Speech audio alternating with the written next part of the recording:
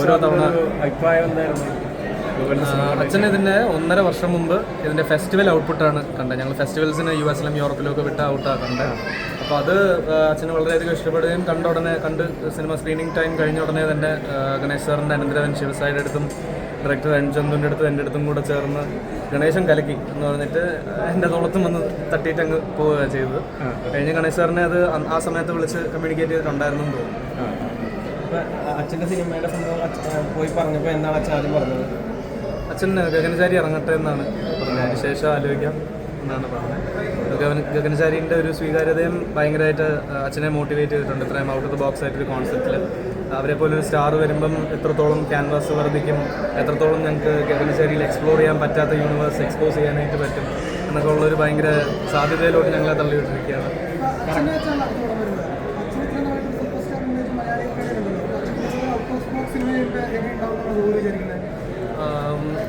ഇപ്പോൾ ഗഗനചാരി പോലെ വളരെ ചെറിയ സ്കെയിലിൽ ഞങ്ങൾ ചെയ്ത ഒരു സിനിമയ്ക്ക് ക്വാക്കി out of the box nature ഉണ്ടായിട്ടും അത് ഞങ്ങൾ പ്രതീക്ഷിച്ചത് നമുക്ക് 10-15 അല്ലെങ്കിൽ 100 ടൈംസ് മടങ്ങിലാണ് ഞങ്ങൾക്ക് അതിൻ്റെ സ്വീകാര്യത കിട്ടിയത്. ഡെഫിനറ്റ്ലി ഒരു സൂപ്പർ സ്റ്റാർ ചെയ്യാനായിട്ടിരിക്കുന്ന അല്ലെങ്കിൽ ഒരു സൂപ്പർ ഹീറോ പടം ഫ്രം ഇങ്ങനത്തെ ഒരു വെറ്ററൻ ലെജൻഡറി ഒരു ആക്ടറിൻ്റെ അടുത്ത് നിന്ന് വരുന്നതെന്ന് ഓഡിയൻസിന് തരുന്ന ഒരു എക്സ്പെക്റ്റേഷനും ഒക്കെ അതുപോലെ തന്നെയാണ്. ഞങ്ങൾക്കത് പുൾ ഓഫ് ചെയ്യാൻ പറ്റുമെന്ന് വിശ്വസിക്കുന്നു. AVF ഞങ്ങൾ അതുപോലെ തന്നെ സപ്പോർട്ട് ചെയ്യുകയാണ്.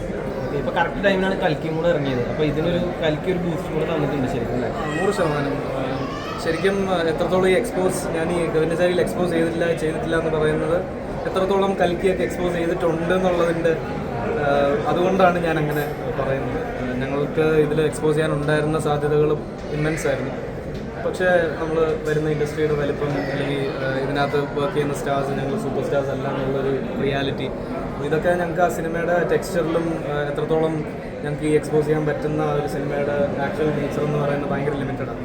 അപ്പോൾ അതിൽ നിന്നുകൊണ്ട് ആ ലിമിറ്റേഷനിൽ നിന്നുകൊണ്ട് ഞങ്ങൾ ഇപ്പോൾ എക്സ്പോസ് ചെയ്തിരിക്കുന്ന ഈ കോണ്ടന്റ് വർക്കായിട്ടുണ്ടെങ്കിൽ ഡെഫിനറ്റ്ലി ഞങ്ങൾ കൂടുതൽ എക്സ്പോസ് ചെയ്യുന്നതോറും കൂടുതൽ വർക്കാവുമെന്നാണ് ഞങ്ങളുടെ ഒരു വിശ്വാസം. അച്ഛനെ ഇനിയിപ്പോൾ സിനിമയിലൊക്കെ കാണാൻ പറ്റുമോ? ഞാൻ ആഗ്രഹിക്കുന്നു അച്ഛനെ കാണാൻ പറ്റണമെന്ന്. പക്ഷേ അദ്ദേഹത്തിൻ്റെ ഒഫീഷ്യലായിട്ടുള്ള ജോലികളോ അതിൻ്റെ പ്രോട്ടോക്കോൾസോ ഒന്നും എനിക്കും പരിചയമുള്ളതല്ല. എനിക്കൊന്ന് അച്ഛൻ്റെ ഓഡിയൻസിനും അത്ര പരിചയമുള്ളതല്ല. അപ്പോൾ ഇതിൻ്റെ സാധ്യതകൾ എന്താണെന്നുള്ളത് എനിക്കിപ്പോഴും അറിയില്ല.